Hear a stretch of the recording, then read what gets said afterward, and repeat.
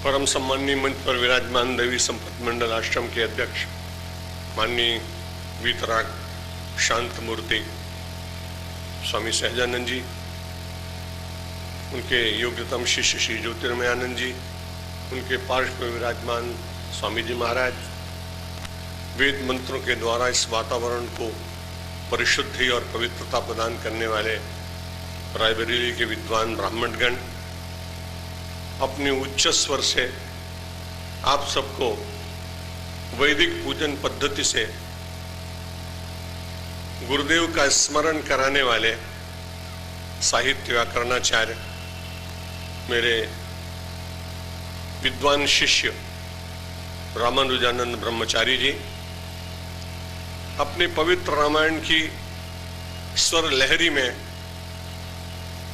आपके मन को रसपूर्ण दिव्य सरिता में स्नान कराने वाले और विदेश में भी मेरे साथ रामायण की कथा के द्वारा इंग्लैंड के अनेक नगरों में लोगों को अपनी रसमयी कथा से प्रभावित करने वाले हमारे शिष्य श्री रविशंकर रामायणी जी, रामानुजाचार्य रामानुज ब्रह्मचारी ने भी उज्जैन कुंभ में दीक्षा ली।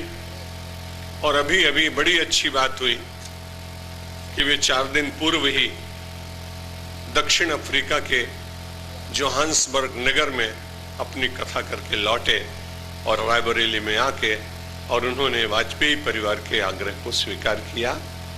नगर के समस्त संभ्रांत जन, वाजपेयी परिवार के प्रत्येक सदस्य, बहनें, बालकों, नगर के बड़े विद्वान, साक्षर, सुधी श्रोता बंधुओं, अन्य नगरों से आए हुए बंधुओं और मातृशक्ति, यहां जब पूजन हो रहा था तब एक मेरा अवमूल्यन हो रहा था।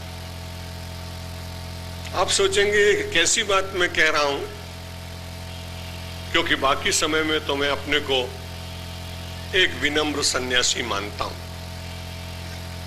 लेकिन जब वैदिक मंत्रों के द्वारा मेरी पूजा होने लगती है तब मैं सिर झुकाकर विचार करता हूं, इस समय मैं सन्यासी नहीं, इस समय मैं पोस्टमैन हूं और लोगों की पूजा परमात्मा तक पहुंचाऊं, और वही कार्य मुझसे हुआ। आप ऐसा बिल्कुल मत मानिए कि मेरा पूजन हुआ है। संसार में कई बार ऐसी स्थिति आती है कि भगवान जब नहीं मिल पाते तो हम किसी को भगवान मान लेते हैं। कुछ वर्षों पूर्व मुझे महाराष्ट्र में जाने का अवसर मिला और एक गांव के पंडित जी पूजा की सब सामग्री लाए, लेकिन गणपति भगवान को भूले आए।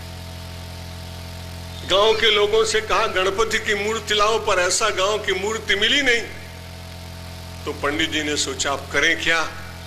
अपने यजमान को कहा कि पान के ऊपर सुपारी रखो और मैं सुपारी में गणपति भगवान को बुलाता हूं। और वे बड़े प्रसन्न हो गए। गणपति अथर्वशीर से प्रार्थना हुई, गणपति का आह्वान हुआ।